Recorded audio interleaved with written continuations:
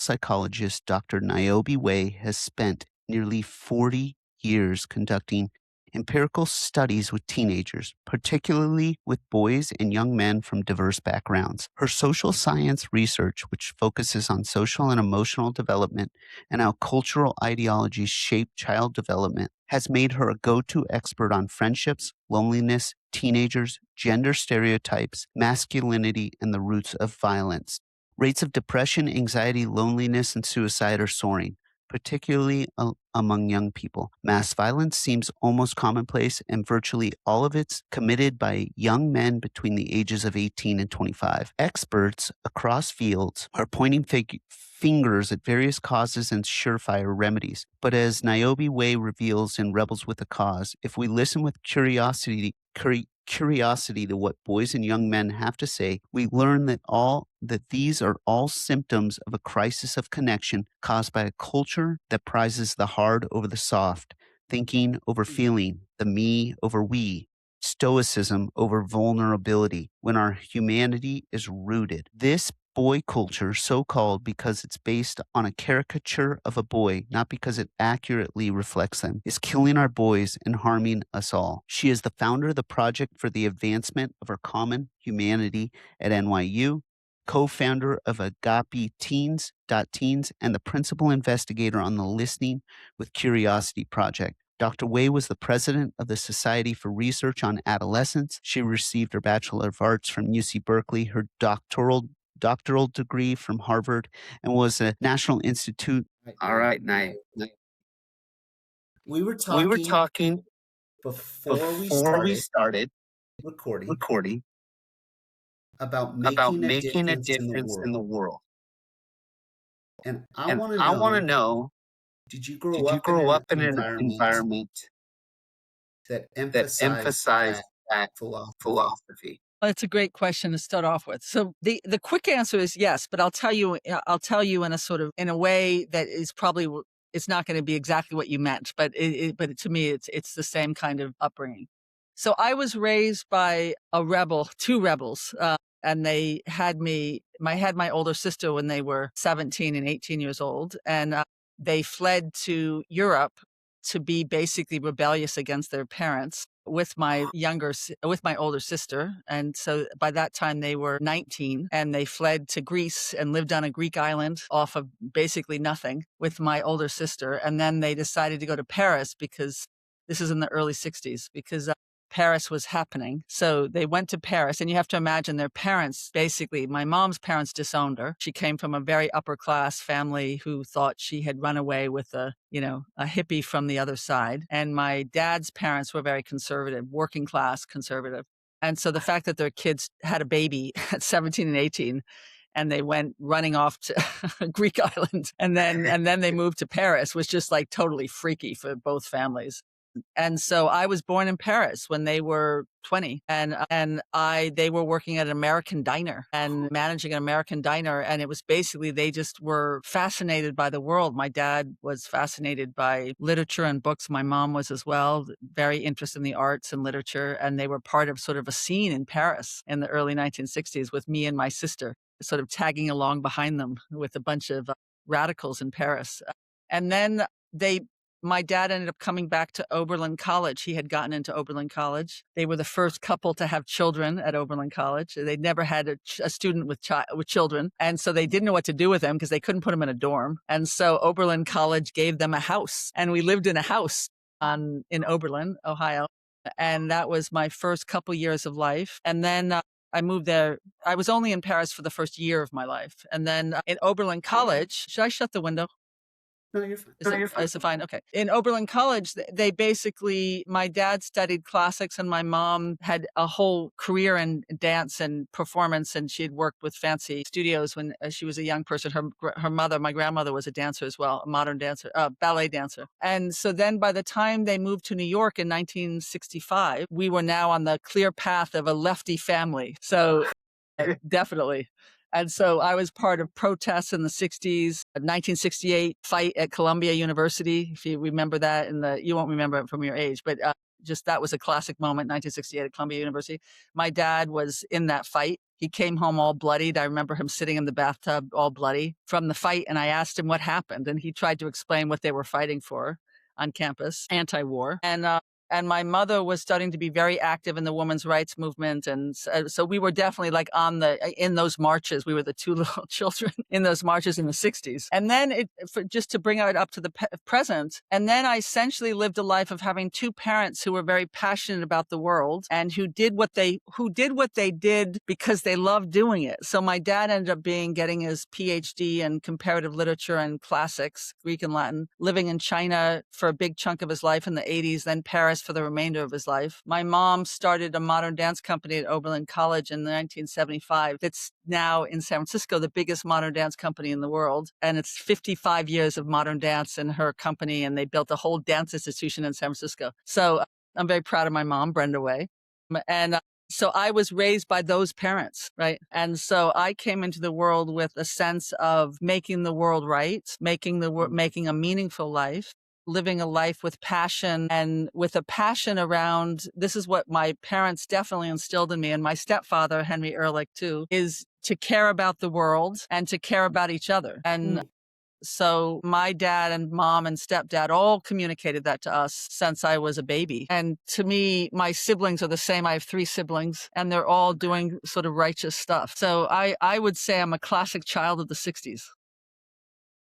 With basically 60s parents, they were teenagers and young adults in the 60s. So anyway, so I just think I really love that you started with that question because that's really who I am.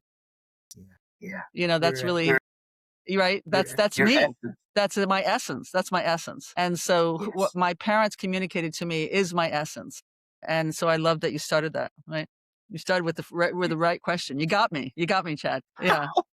You know what I mean? Because if you don't start from there, you don't understand who I am. Right? And then if I don't understand who you are, what am I missing? Well, it's interesting. So I've spent my life, so just to give the listeners who don't know who I am, a sense of who I am. I got my PhD in something called human development and psychology at Harvard University in the late 80s. And since I was a student at Harvard and starting in 1987, I have been listening to teenagers and young adults as part of many studies over many, many decades of what's called in my field, I'm a developmental psychologist, not a therapist, and I study developmental processes, but particularly social and emotional development. And my work has really underscored, to sum it up, it's very hard to sum up my work. I've been doing work now for so many years, almost 40 years, is looking at what young people teach us. And I get the most attention about my work with boys and young men, what young people teach us about what it means to be human, what gets in the way, and how do we create a society that's more just and humane. And that's what they teach us in the data. So my research articles and my books, I've written 9 books so far.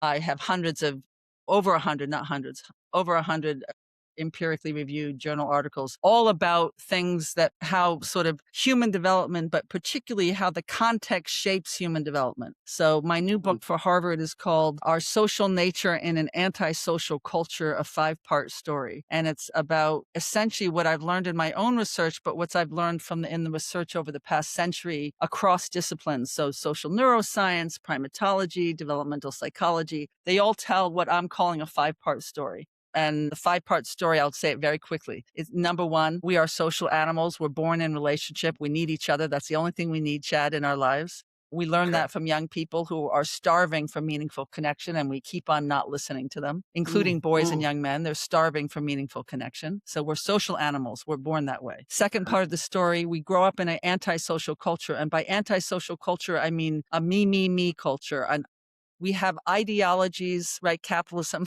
Money over people. We have ideologies, hierarchies, and stereotypes that basically disconnect us from each other by saying that some humans are more valuable than other humans, right? That's implicit in our ideologies. Implicit in our hierarchies is that certain people deserve care more than others. And our stereotypes just reify those ideologies and hierarchies. So that's what I'm calling a fundamentally antisocial. And of course, if it's antisocial, it's immoral.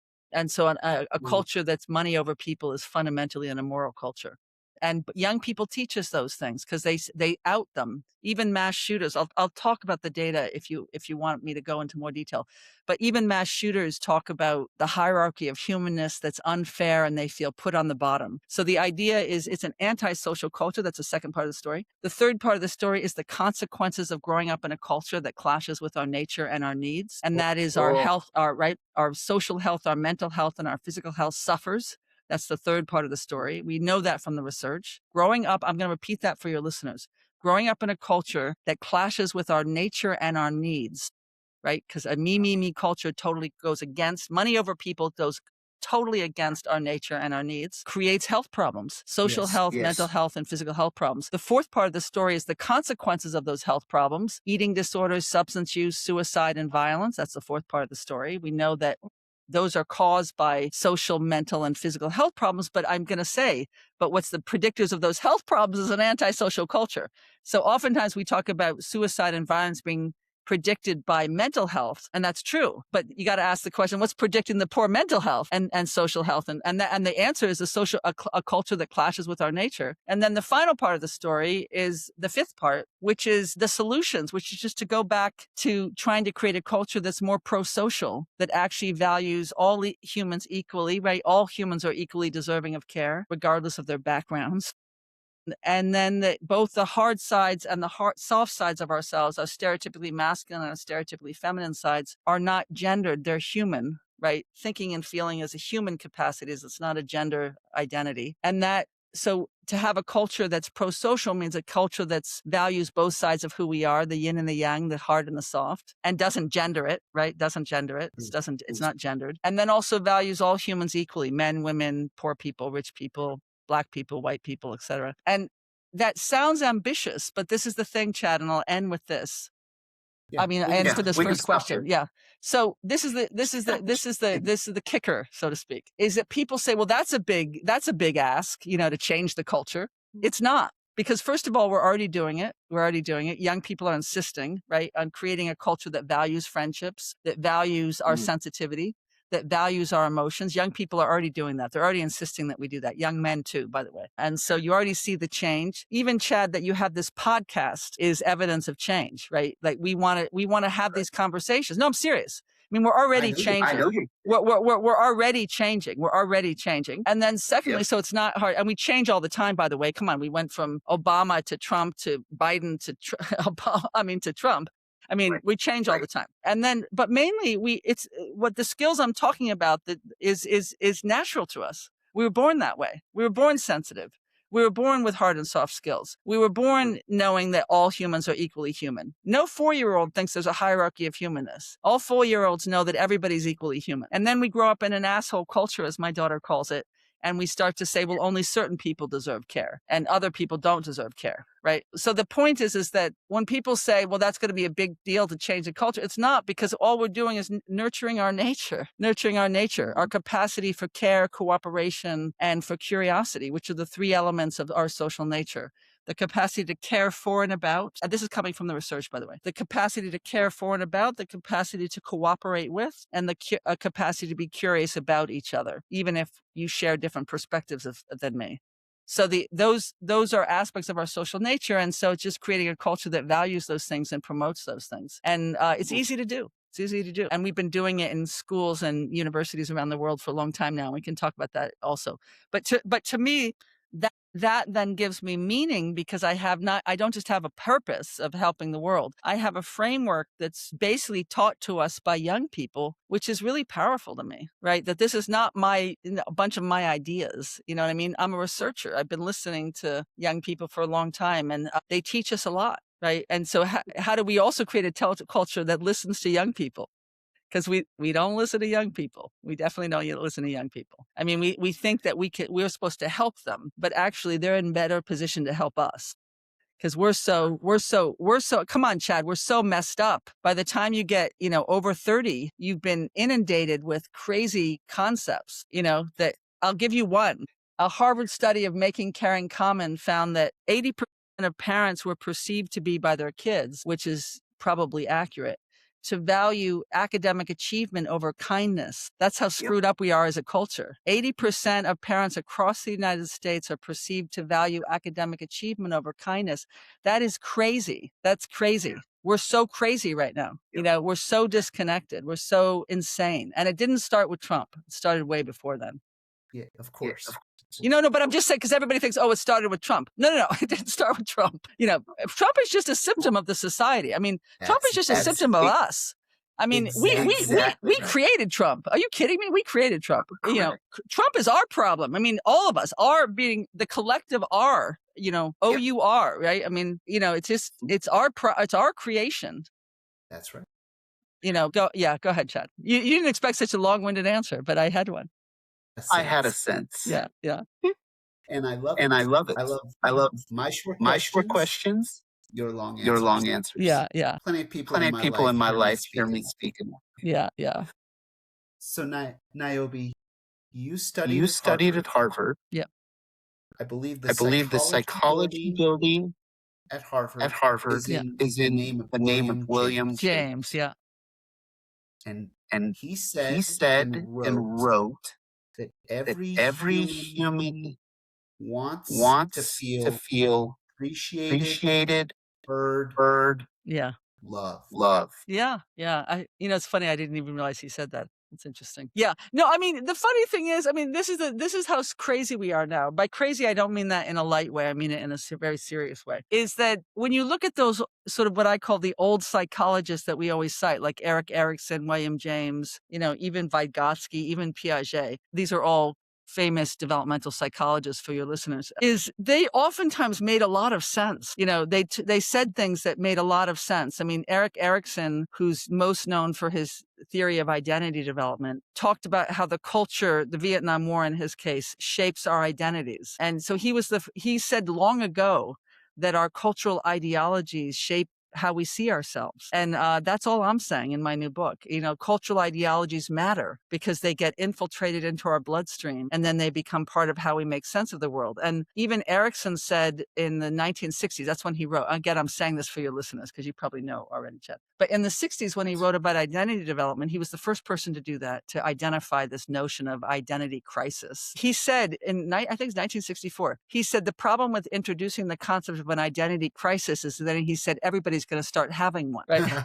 So, and I love that quote because it's so spot on, right? Like once you identify a crisis, everybody has it, right? And I love that he said that because that's exactly what happened. He introduced the notion of identity crisis, and then from the 60s on up to the front, in the present moment, we all talk about our identity crises, right? And it's just a construct that he came up with because it made sense to him looking at his data. He wasn't a researcher; he was a clinician, but he wrote also about people. He wrote about people in the history books, etc.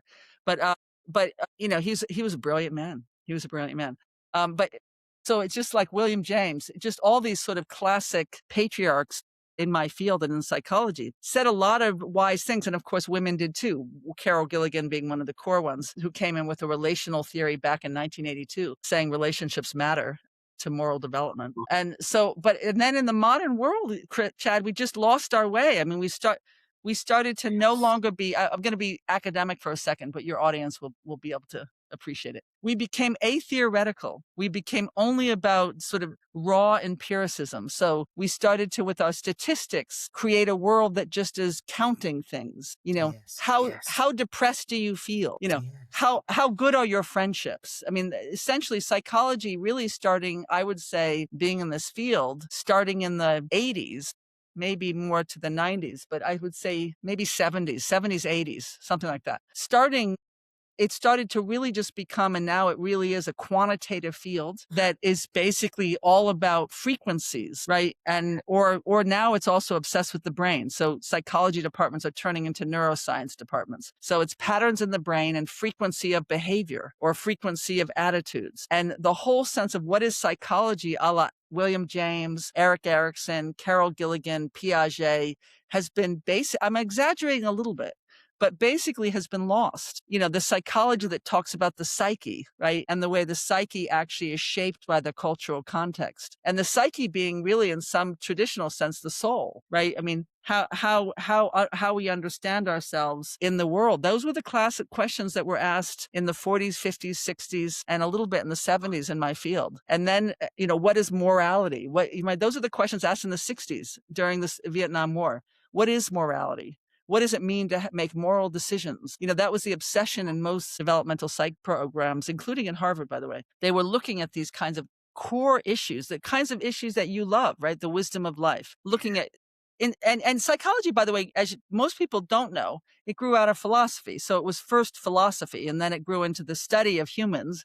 Then it became psychology. But psychology is really philosophy. It's thinking about different ways of seeing the world, and then how the context shapes that. So to me, the lost nature of us is reflected in the science, which is in psychology just so unpsychological, to just talk about how much myelin sheath you have in your brain, at certain ages. I mean, I'm serious. Or to talk about frequencies of how often Chad wears a black t-shirt.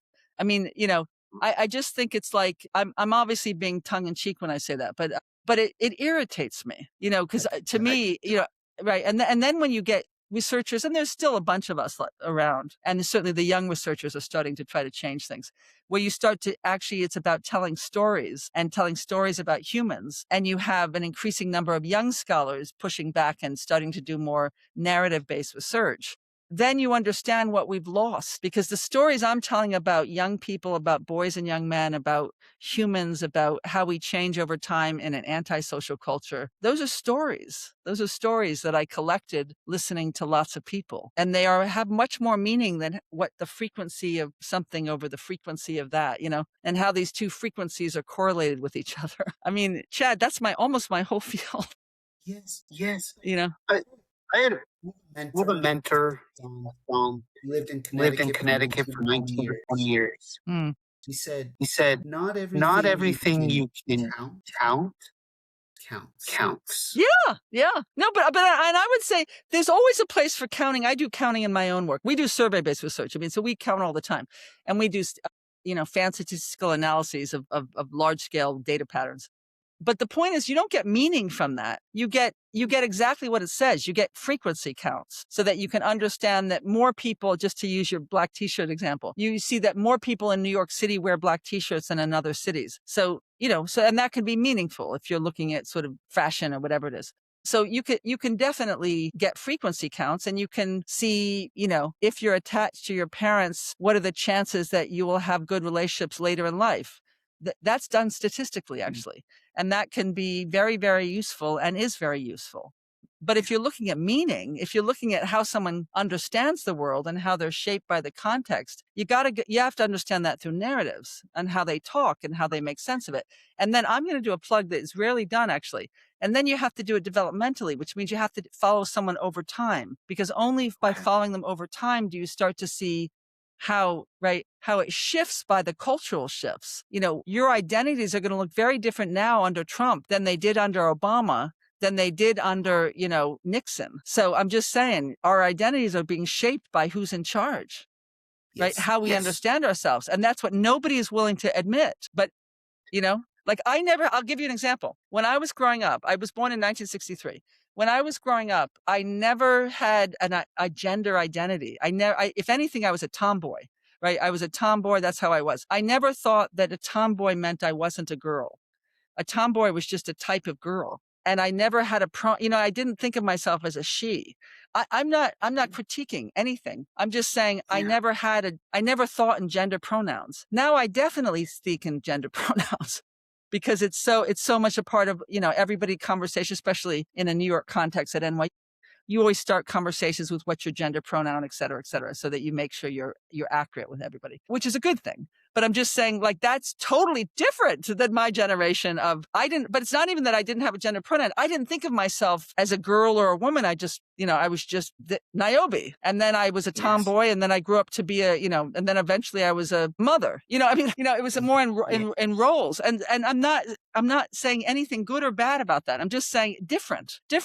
And that's a reflective of who's in charge and what conversations are allowed and the flexibility and identity, which is obviously a very good thing, came from a more liberal era than we're living in now, right? And we are living in an anti-liberal age right now. And so people are much more hesitant to do the flexible identities. That is just a fact. It's always been the case. You know, in the 60s, the identities were basically, were you for war or against war? You know, were you anti-war? And that's what really the identities were circled around, according to my parents, that it was black and white, definitely in the civil rights movement, and woman and man for sure, in terms of gender rights. But really, they said the issue that was most dominant for their generation in the 60s was, were you pro-war or anti-war, right? And that's what people's identities were sort of focused on, in addition to civil rights, obviously civil rights. So I just think it's interesting, Chad. Like, we are shaped by a cultural context, and people still don't think that.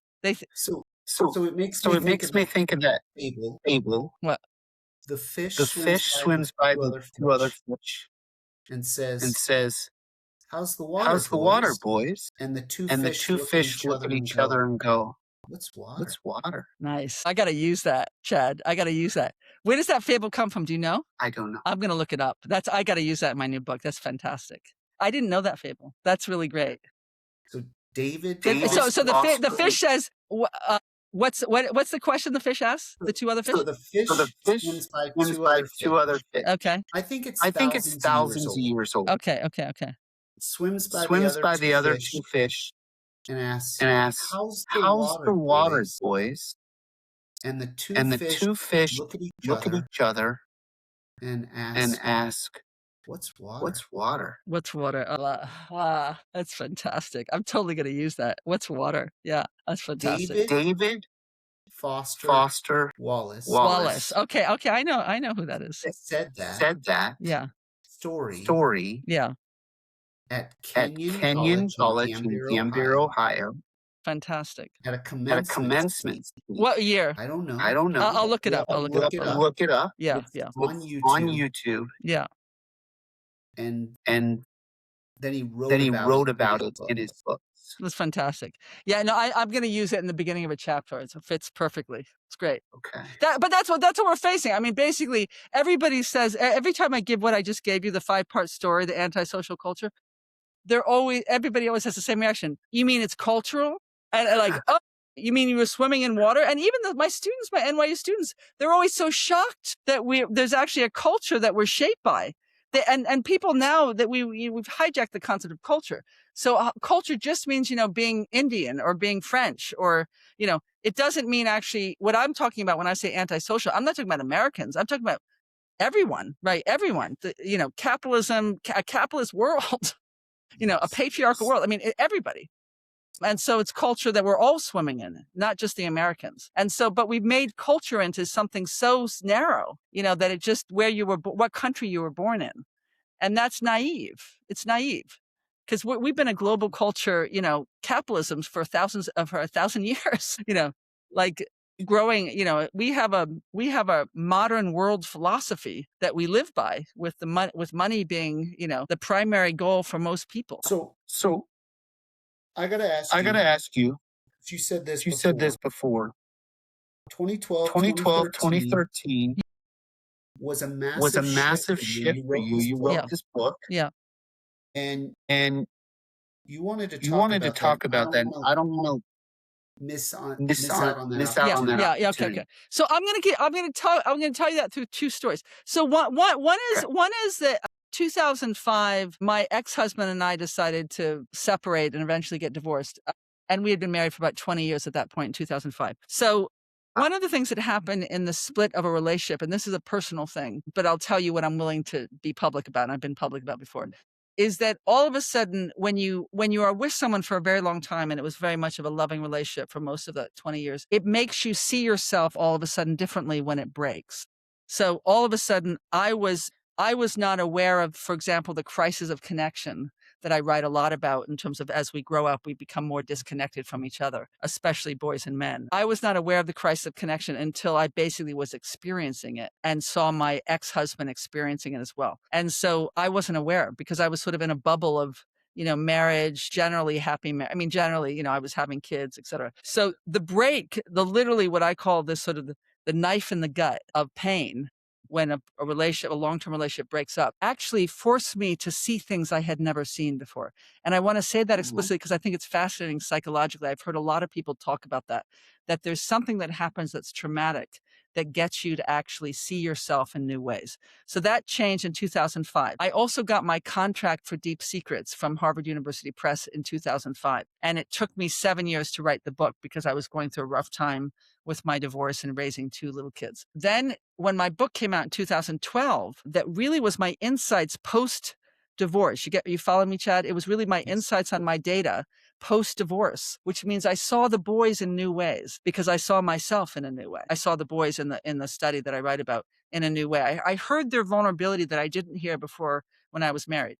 Then in 2012, when Deep Secrets came out, this was so amazing. 2 things happened that made everything change. First of all, it was just for a university press. Harvard's, it's a prestigious press, obviously, but it's a small press. Non-academics for the most part don't read Harvard press books. I mean, whatever. It's just it goes to better other academics. So I expected my book Deep Secrets to just reach academics and whatever. Within 2 weeks of it coming out, I was profiled in the New Yorker and the New York Times. I was on the Today Show. It was unbelievable. That book was just like all of a sudden I was like getting massive national exposure. And then, I was like I was inundated with people wanting to do profiles and talk about the book and interview about the book. And so I all of a sudden said, what the hell? Like what's going on? And I thought, I'm touching a nerve in the culture. I'm touching a nerve in the culture about my book about boys wanting friendships and having a hard time finding these friendships. And essentially at the time, I called it because they adhered to norms of masculinity. Now I've changed my language. It's really about growing up in an antisocial culture. So it's bigger than just masculinity. It's a whole culture that only values our masculine sides and not our feminine sides. But anyways, so I started realizing I'm telling a story that's touching a nerve. Second thing is I was introduced to a teacher at a boys' school in the Lower East Side of New York. And I went and gave a talk about my data, my book, to 150 boys, 5th grade boys to 8th grade boys. 150, you have to imagine, 5th grade to 8th grade boys. And you could have heard a pin drop. And all I did was had them read the quotes from Deep Secrets. And for an hour and a half, I'm not exaggerating, Chad, they were all wanting to have a conversation about how do you find a friend? Why is friendships? Basically 2 things. They didn't know that other boys felt like they felt, right? Yes. Right? They didn't know that. And secondly, they had so many questions about their friendships and openly said in front of 150 other boys, their struggles. And then one kid asked me, this was the big transition, huge moment for me, huge moment. He said, Professor, it was an 8th grader. He stood up and I remember him really well because he was super good looking kid. And I thought clearly probably a popular kid, just you could tell from his persona. And he said, I have a question. Who did you write the book for? And I was sort of blown away by the question, like, what? And I said, I don't know, parents, teachers. And then he said, why didn't you write it for us? Because then we would feel less alone. And that was like, it gives me the goosebumps even to tell you, Chad, because that was like, holy shit, I'm speaking to the wrong people. You get what I'm saying, Chad? Like I should be speaking directly to young people.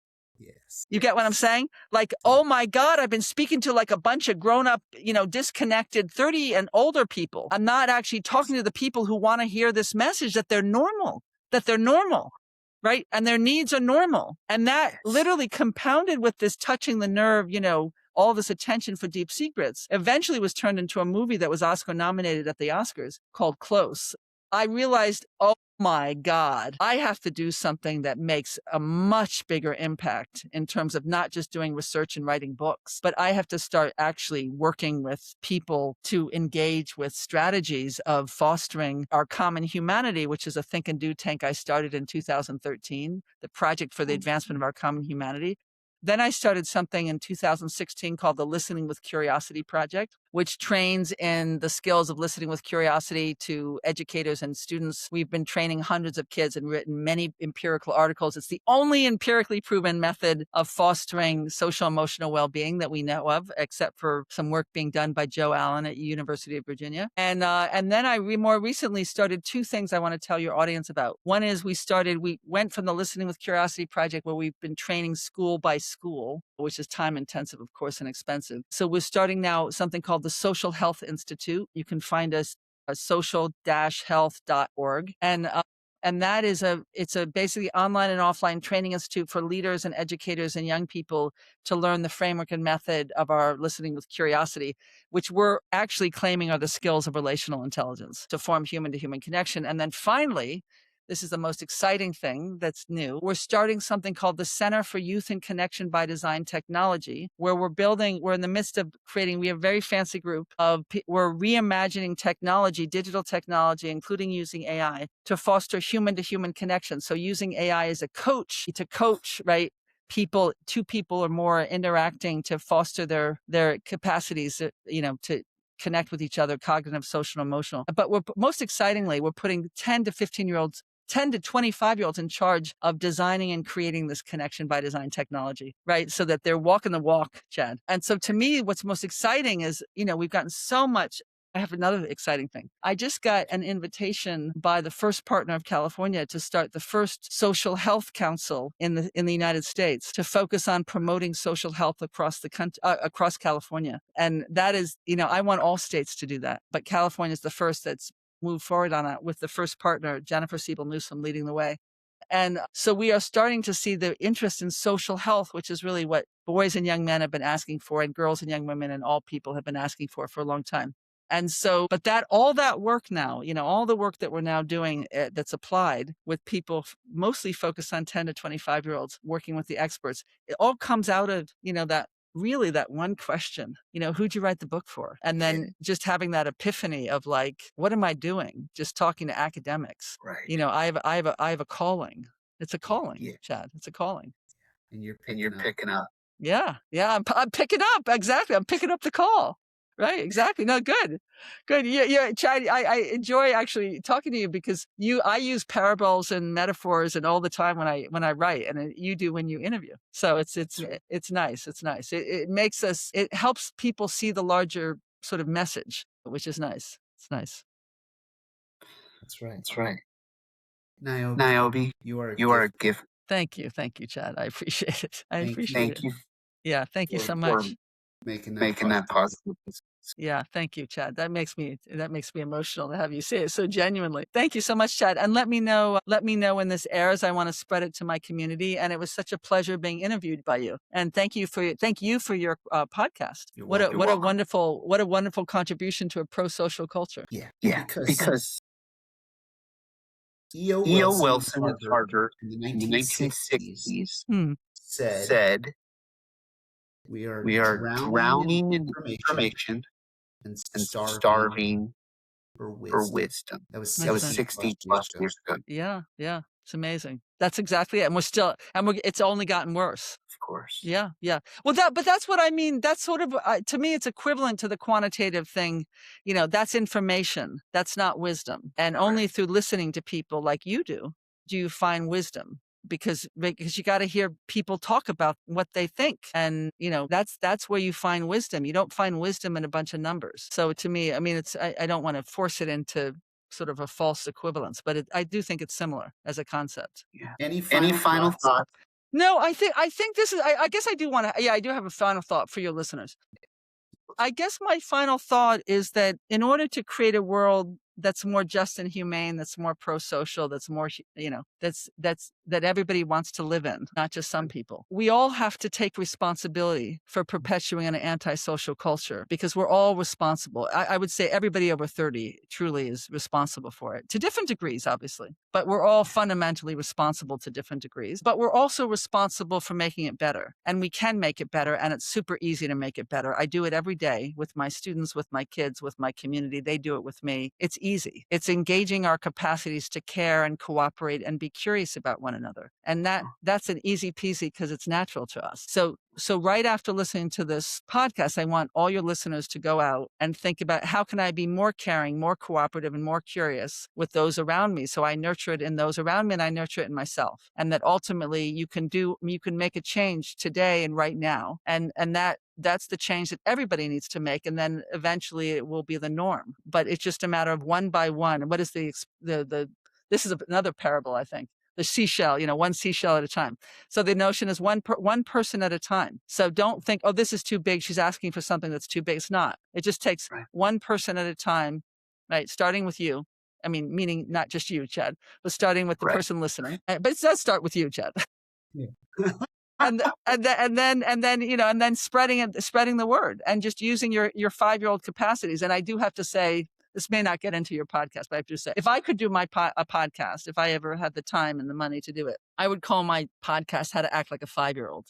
Because a 5-year-old is that beautiful person who looks at you with wonder to say, who are you? Why do you do that? Why do you do this? Right? A 5-year-old boy question will end on that, said to his mommy who was feeling sad.